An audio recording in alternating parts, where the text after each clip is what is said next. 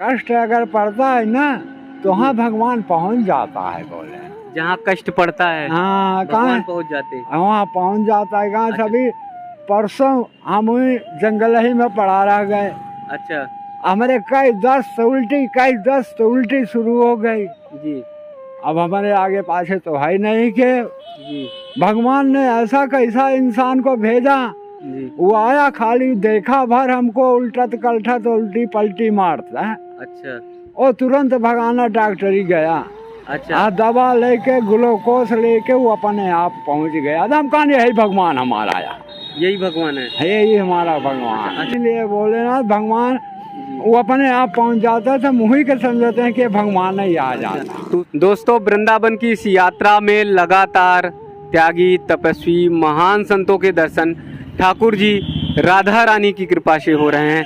वास्तव में संतों की भक्ति, संतों की साधना अनुपम है, संतों का त्याग अनुपम है, संतों का कठोर साधना वो स्मरणीय है, वो वंदनीय है।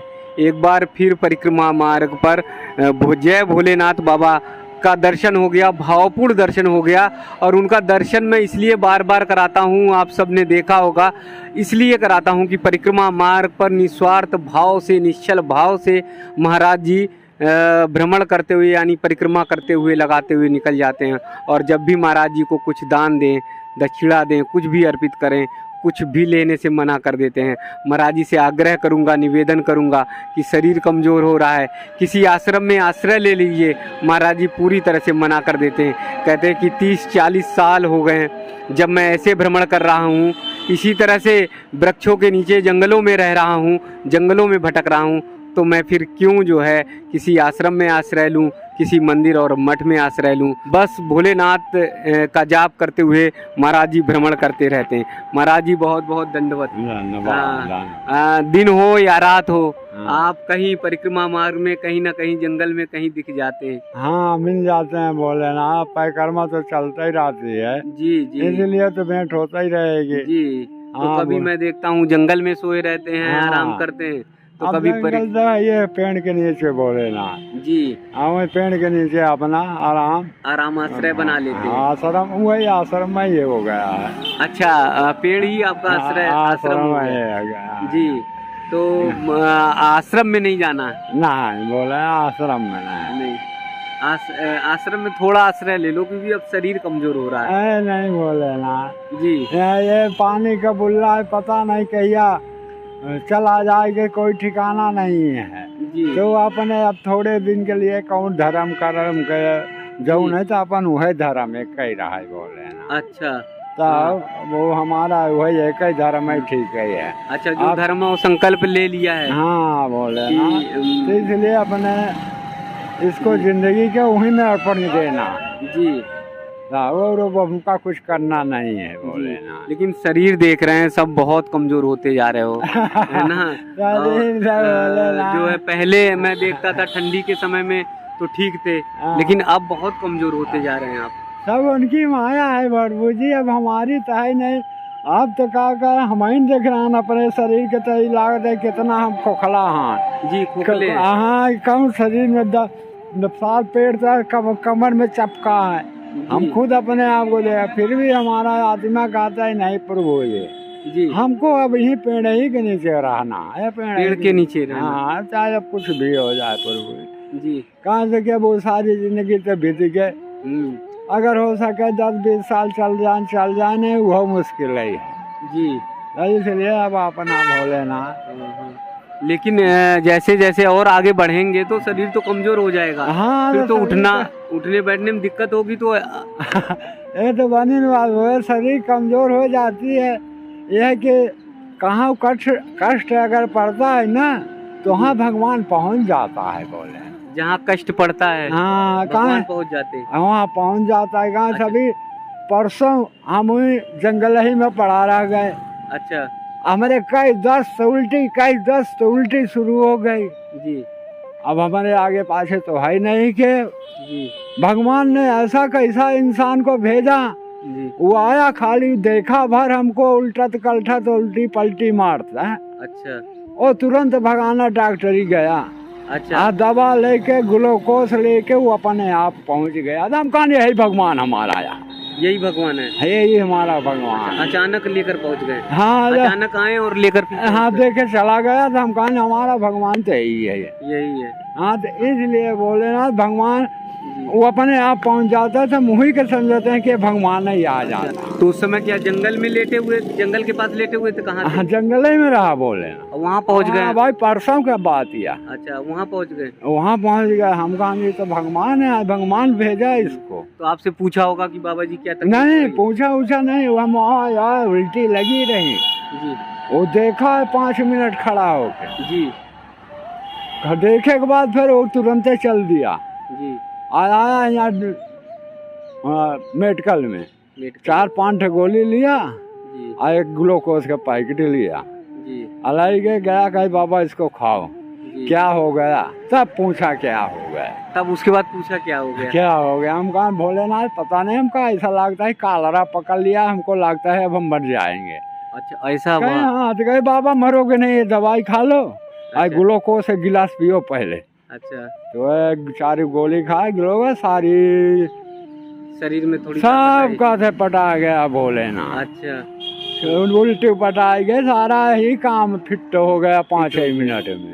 हम कहा बस प्रभु जी यही भगवान हमारा, कोई भगवान के रूप में। हाँ, तो इसलिए भगवान को हम भोलेनाथ जहाँ कष्ट पड़ता है, कहीं मुसीबत पड़ती है, तो वहाँ पे भगवान का प्रकृति भगवान ही आता है, मनई आता है, मनई के रूप में आता है। अच्छा।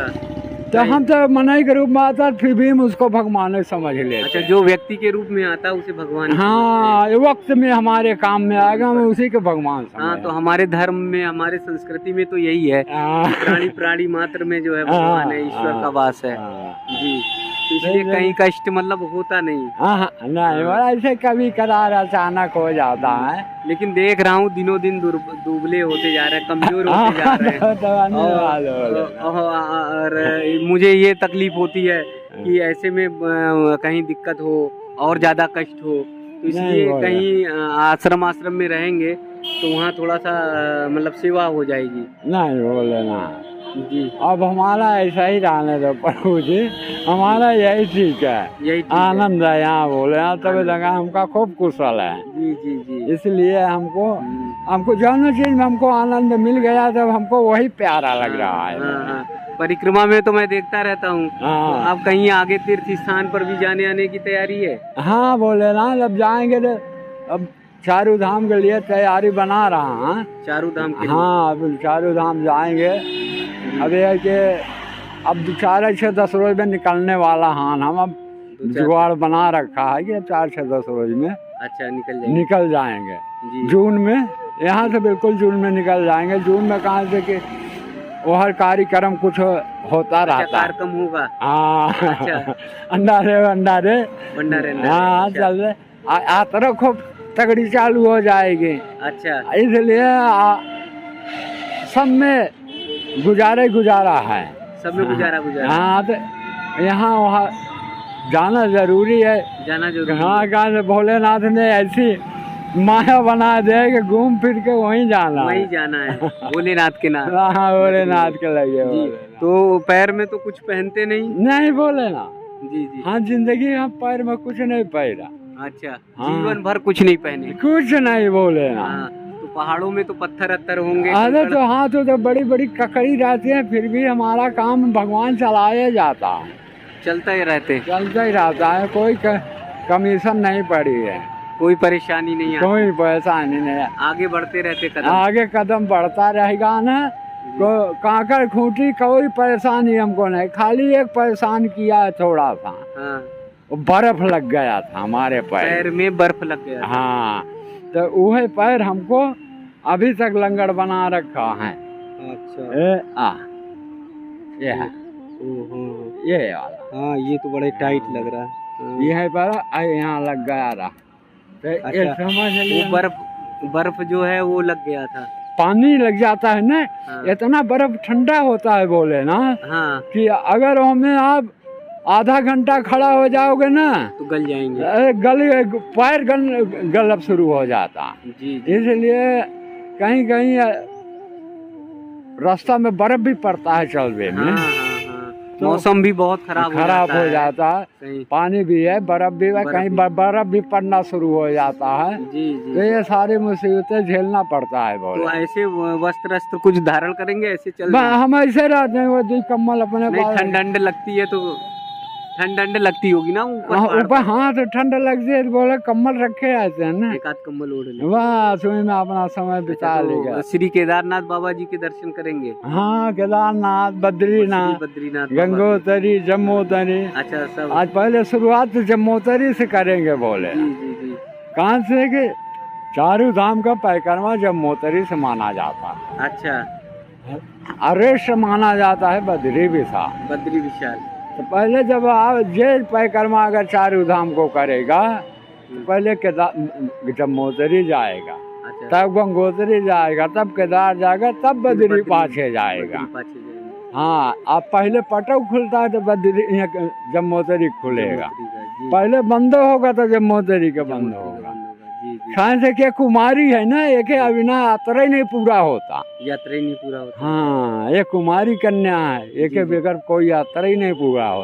अरे मैं कह जाता तो उल्टा यात्रा हो जाता है, वो यात्रा नहीं मान जाता, वो तो खाली एक आप दर्शन करने चला गए। अच्छा, तो अपन कहीं के दर्शन के मनौती मान के दर्शन कर लिया, कर लेते हैं। अगर यात्रा हमको चारों धाम के करना है, फिर देहरादून होकर के निकलना है। जी। मंसूरी होते, बरकोट होते, यह पहुंच जाए। तो कैसे, गाड़ी से, पैदल कैसे यात्रा करते हैं? हम पैदल करते हैं, पैदल जाएंगे। हाँ, हमारा गाड़ी घोड़ा नहीं, कहीं नहीं। तो जैसे यहाँ से जब निकलेंगे तो आगे जब बढ़ते जाएंगे तो कहीं गाड़ी साधन कहीं नहीं लेंगे? हाँ, मिलता बहुत है बोले ना, गाड़ी वाड़ी से वाले, ट्रक वाले, जैसे मारुति वाले, बाबा आओ बैठ जाओ गाड़ी पे, चलो जहाँ तक चलेंगे वहाँ तक।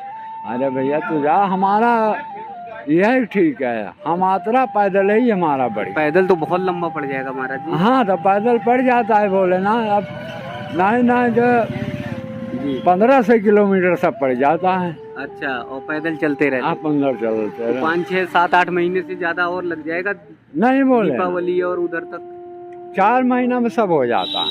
अच्छा, हाँ, 4 महीना में सब हो जाता है। अच्छा, चारों धाम दर्शन करने के बाद फिर कहाँ निकलेंगे? फिर हो गया बे, आते घूमत फिरत अपना जहाँ मर्जी हो गया। अच्छा, फिर उसका कोई ठिकाना नहीं, कहाँ ठहर जाए, जहाँ अपना इच्छा कहा वहीं चल दिया, लौट के। लेकिन वृंदावन जरूर आइएगा। आएंगे वृंदावन तो यहाँ जब घूमते रहते कहीं दिख जाते हैं तो फिर आनंद ही आनंद आ जाता ना। वो भोलेनाथ बुलाएगा, नहीं है भोलेनाथ, अगर जिंदा रहेंगे तो भोलेनाथ बुलाएगा।